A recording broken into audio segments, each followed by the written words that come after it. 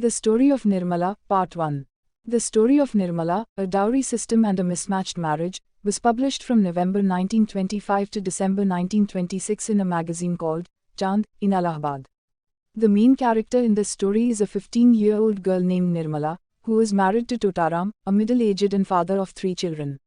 This story portrays the effects of dowry system, mismatched marriage on social and personal life. In this way, there are only 20 creatures in Babu Udebhanulal's family, some cousin as brother, some fura, some nephew, but here we have no purpose from them. Babu Udebhanulal was a good lawyer, Lakshmi was his wife's name and it was his duty to give shelter to the poor creatures of the family. This story of ours is only related to his 2 daughters, in which the name of the elder was Nirmala and the name of the younger was Krishna. Till yesterday both of them used to play dolls together. It was Nirmala's 15th year, Krishna's 10th, yet there was no significant difference in their nature. Both were playful, sportsmen and used to give their lives on the spectacle. Both used to marry dolls with pomp, always stole from work. Mother kept calling, but both of them used to sit hidden on the atta, not knowing for what purpose they call. Both used to fight with their brothers, scold the servants and would stand at the door as soon as they heard the sound of the musical instrument. But today one such thing has become a thing, which has made the big and the small small. Krishna is the same, but Nirmala has become very serious, lonely and shy. For months, Babu Udebhanulal was talking about Nirmala's marriage. Today his hard work has hit the right mark. The talk with Bhuvan Mohan Sinha, the eldest son of Babu Bhalchandra Sinha, has been confirmed. The groom's father has said that you should give dowry on your own pleasure or not, I do not care about it. Yes, those who go to the procession, they should be well received, so that me and you do not laugh. Babu Udebhanulal was a lawyer, but he did not know how to stow. Giving dowry was a challenge in front of them. So when the father of the groom himself said that he did not care about the dowry, it was as if he had got his eyes. I was afraid, I didn't know whom I had to spread my hands in front of whom, I had kept 2 or 3 moneylenders right. He estimated that even if he stopped his hand, it would cost not less than 20,000. On receiving this assurance, he did not swell with joy. The information of this has kept the ignorant girl sitting in a corner, covering her face. A strange doubt has engulfed his heart, an unknown fear has sprung up in every room, not knowing what will happen. He does not have those zeal in his mind, which manifests as a slanting chitwan in the eyes of young women, a sweet smile on his lips and laziness in his limbs. No, there are no desires, there are only doubts, anxieties and wild fantasies. Puberty is not yet full-fledged. Krishna knows something, doesn't know anything. All she knows is that the sister will get the best jewelry, the bells will ring at the door, the guests will come, the dance will take place. She is happy to know that and also knows that the sister will cry with everyone's embrace. She will leave here in tears. I will be left alone, sad to know, but don't know why this is happening, why mom and dad are so eager to get her sister out of this house. Sister did not say anything to anyone, did not fight with anyone. Will these people throw me out in the same way one day? I will also cry like this sitting in the corner and no one will take pity on me. That's why he's scared too. It was evening, Nirmala was sitting alone on the terrace, looking at the sky and with thirsty eyes. She was thinking in her mind, if she had wings, she would have flown and would have been free from all these hassles. At this time, often both the sisters used to go for a walk somewhere. If the wagon was not empty, she would have taken a walk in the garden itself, so Krishna used to search for it. When she was nowhere to be found, she came to the terrace and laughed at her and said, "You have come here and sat hiding and I have been looking for you. Come on, I've got the wagon ready." Nirmala said indifferently, "You go, I will not go." Krishna, "No, my good sister, definitely come today. Look how cool the wind is blowing." Nirmala, "I don't mind, you go away." Krishna was in tears. She said with a trembling voice, "Why don't you walk today? Why don't you talk to me, why not? Do you roam here and there? My soul gets nervous sitting alone. If you don't go, I won't go either. I will sit here with you." Nirmala, "And what will I do when I'm gone? With whom will you play then and with whom will you go for a walk?" Krishna, "I'll go with you too. I will not stay here alone." Nirmala, smiling, said, "Amma won't let you go." Krishna, "Then I won't let you go either.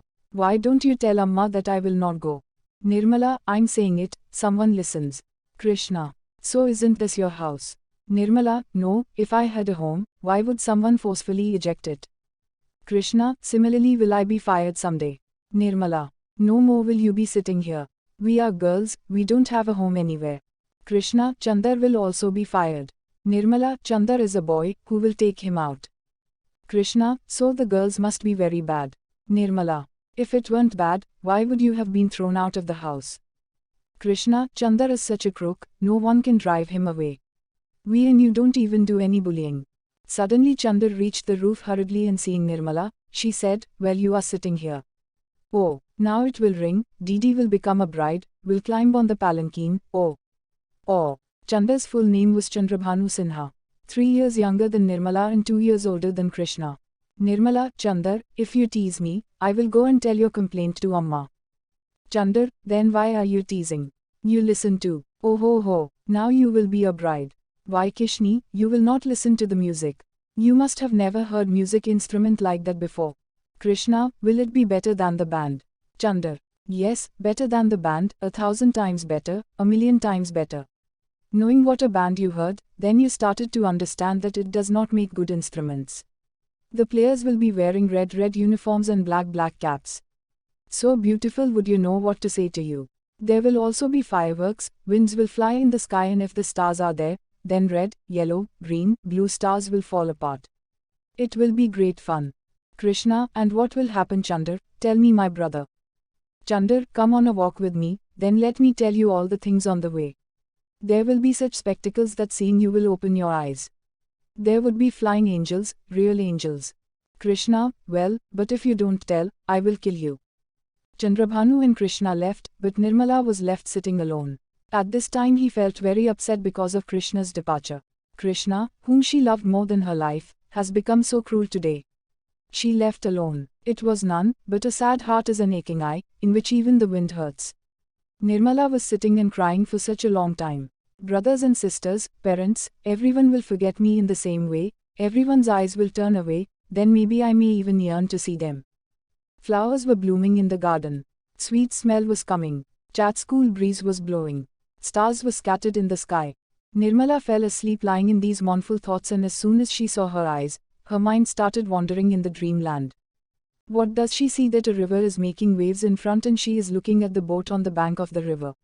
It's evening time. The darkness keeps on increasing like some terrible animal. She is worried that how will this river cross, how will I reach?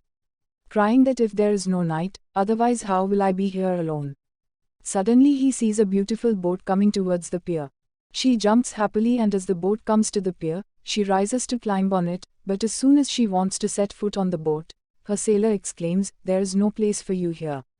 Quote. She pleases the sailor, falls at his feet, cries, but he is told, there is no place for you here.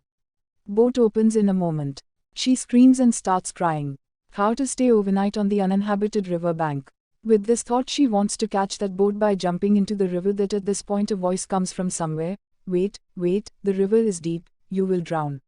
That boat is not for you, I will come, get in my boat. I'll get you across. She looks around in fear, where did this sound come from? After a while a small canoe is seen coming. It has no sail, no rudder and no mast. The bottom is torn, the frames are broken, the boat is full of water and a man is sucking water out of it. She tells him, it is broken, how will it go through? Sailor says, this is what has been sent for you, come and sit down.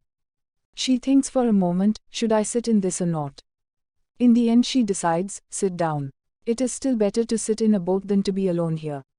It is better to drown in the river than to get into the stomach of a terrible animal. Who knows, the boat must reach across. Thinking this, she sits on the boat with her life in her fist. For some time the boat moves with a sway, but every moment the water gets filled in it. She also starts expelling water with both hands along with the sailor. Even their hands get tired, but the water keeps on rising. Finally the boat starts spinning, it seems, now sinking, now sinking. Then she extends both her hands for some invisible support, the boat goes down and her legs are dislocated. She screamed loudly and her eyes opened as she screamed. When I saw, the mother was standing in front, holding her shoulder and shaking it.